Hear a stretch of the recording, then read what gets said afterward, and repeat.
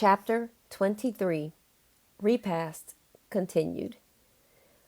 I started at the university in the fall of 1963 and graduated in December of 1966. Full course loads and summer sessions meant I could finish early. Summer of 1965, I took 0 classes and barely made it out of the spring semester of that same year. Nancy was born that May, and my crying fits and sadness were so intense. Earl noticed how Lillian's position changed on the antique sofa as she spoke of that time in her life. He didn't know what to make of it, as he observed. The furniture was not plush like the 1970s Herculon upholstered sectional sofa in the den at his home in Pecan Grove. This one was tufted and taut, and quite a bit smaller overall, meant for sitting upright, not lounging, per se. He was also beginning to get uncomfortable in his fancy chair, so he ignored her seating position for a while. Earl interrupted. "So you just broke down and cried all the time?" he asked with a snarky tone. "It seems as though I cried as a coping mechanism, to come to terms with my injury and how it happened. I hadn't ever taken the time to properly mourn my parents and Pecan Grove. Unresolved also was the intense guilt I felt about not telling my beautiful new relatives about my race and my town and everything. School was a fabulous distraction and a source of therapy for me. Your father and I got married on October 7th, 1963, which was a month after I started school. So I was pretty even keel for the most part, with the distraction of studies and getting our lives situated together, until 1965. I slowed down for a while when Nan came. Having a baby during your time in college is difficult in so many ways. I also learned that some women go through a deep sadness after their baby is born. So many reasons for me to break down, then add in guilt. Lillian went on to explain to Earl that what she really adored about her in-laws and husband was that they worked with her and cared for her. "So what did they do? Pacify you and spoil you?" "That's a fair question. They were gentle with me, but forceful. Because they had money and connections, they had resources. They made me work to fix the problem and get to the very bottom of it with medical advice and the best psychologists." "So what was the problem?" "Well, it seems the deepest issues were not discovered with the therapist or during the sessions because I could only open up a limited amount in conversations about my past. If I had said too much, my cover would be blown, and I wanted desperately to hide my race from Ben and his parents. It was assumed that I was grieving. Suggestions were made that I hadn't fully mourned my parents' deaths. The grieving part is true. I was mourning the loss of the person I used to know as myself. Most of my original identity was no longer the same person as the girl I grew up knowing. So therapy helped me discover that I needed to come to terms with the decision that I had made. That meant not seeing my friend Terry or Bobby on a regular basis." Lil continued. "My longing for me was what was making me cry." She explained to him that recognizing and confronting your problem is the beginning of healing. "So, did you mourn me?" "Again, Erlin, a fair question. I'm still mourning you, son. My giving you up was me loving you." Earl shouted. "Bullshit, lady. How could you possibly think that and then raise Brian?" "You will never understand it because today is a new day, a different time." Earl explained. "I went through a depressive time in my life too. My mama drove me to a group session for adopted kids once a month from the time I was 9 years old until I turned 14 and a half. I'm so sorry, son. I had no idea. Don't be sorry. The best thing you ever did was give me to the most marvelous and deserving people ever. They nursed me through and supported me in every way imaginable. So why do you still have animosity toward me for giving you up? I gave you up so you could thrive, and you did. I'm not going to explain obvious things to grown adults. Just please tell me more about my natural father. What did he do for a living? Did he enjoy any hobbies? Do I look like him? Lillian paused while staring at Earl. As tears began to pile up in her eyes again, she cleared her throat and started. You are built exactly like your father. You have his voice and every one of his mannerisms. But I think you favor me in the face. She half smiled a little sideways. Earl couldn't help but beam a bit when she smiled because he saw that eye tooth of hers that hadn't completely come down. His eye tooth was identical to it. He had tiny ears, just like hers, and his nose was shaped the same, except larger due to their gender differences. If you could see beyond their dissimilar skin tones, Earl did look like his natural mother. Although not in the mood to play, he could not resist. So my father was built well, with an awesome voice. This made Lil smile widely. Earl curiously and suddenly injected. Could he sing? I can sing. Without missing a beat, Lil added, yes, but he didn't sing in front of people. When he was younger, he had a solo in the school play. Unaware that his voice was changing, he let out a note and all that came out was a crack. His mother told me that he never sang in public again after that incident. Did he sing for us at home? Asked Earl. All the time. That's how he put you kids to sleep. His voice was incredible. Lil blushed. I have to admit, you're not my favorite person, but your love for my father is quite palpable. That is endearing and causes a level of respect for you to stir inside me. Earl felt compelled to share this with Lillian.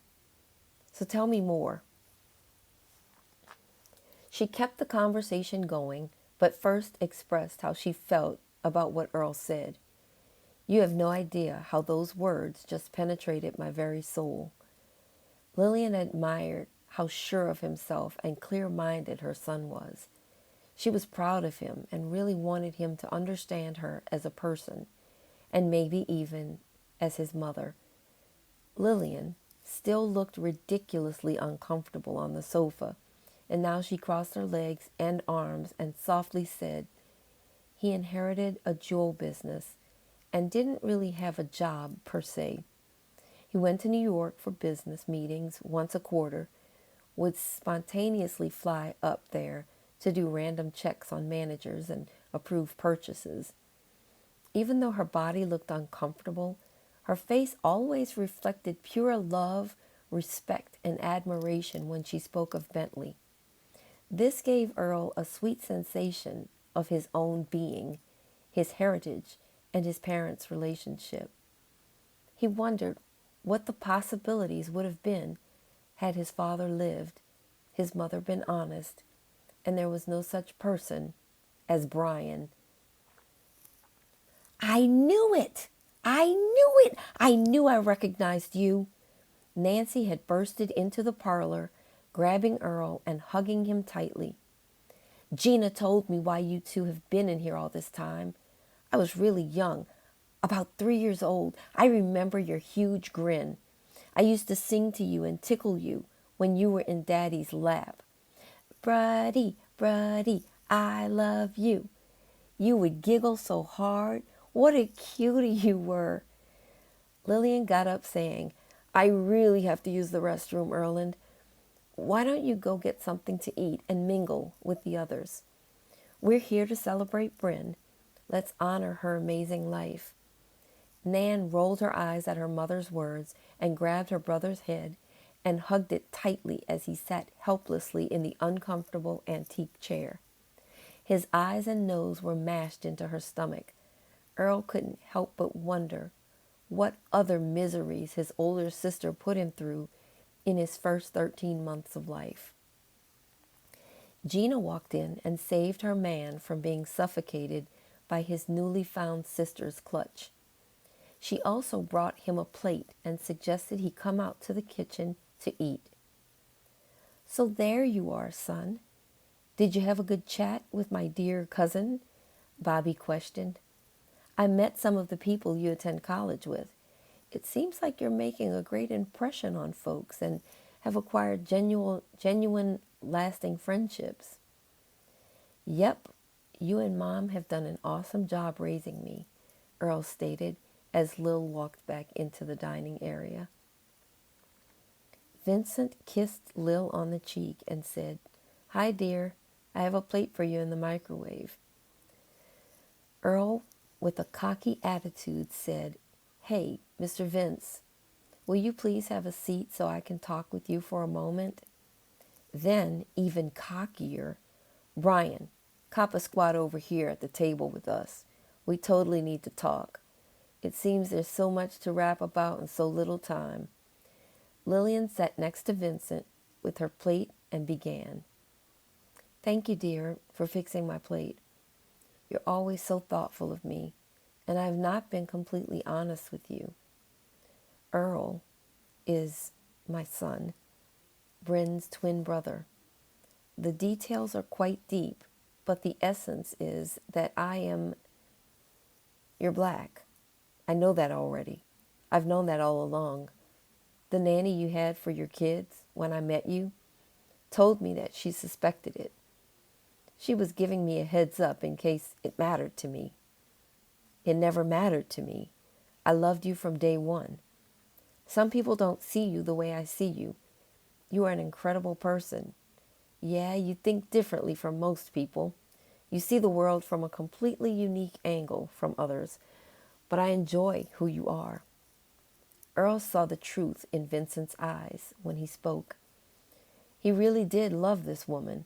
However, Earl didn't see the glint in Lillian's eyes for Vincent that she displayed when she spoke of Ben. That offered Earl a sense of defeat over Vincent that he knew wasn't right, but he savored it for a moment. It made him feel a slight victory for his birth father that meant absolutely nothing at all, but just was. Maybe this was actually vicarious resentment toward Brian. Earl didn't hate Brian. He was jealous of the fact that Brian was his mom's son. She legally adopted Brian. Earl was not legally his mom's son. They were first cousins, once removed, or maybe second cousins. The fact scoured him deep in his gut. Brian chimed in. "I'm not your only son, Mom?" His face donned 1 second of confusion and utter shock, which ended quickly as though an idea had just crashed into his brain. Brian had a whimsical thought come to mind as he made the split-second decision to act on it. "Hey, babe, come here." Shari walked over to the table and placed her hands on Brian's shoulders and said, What, Brian?"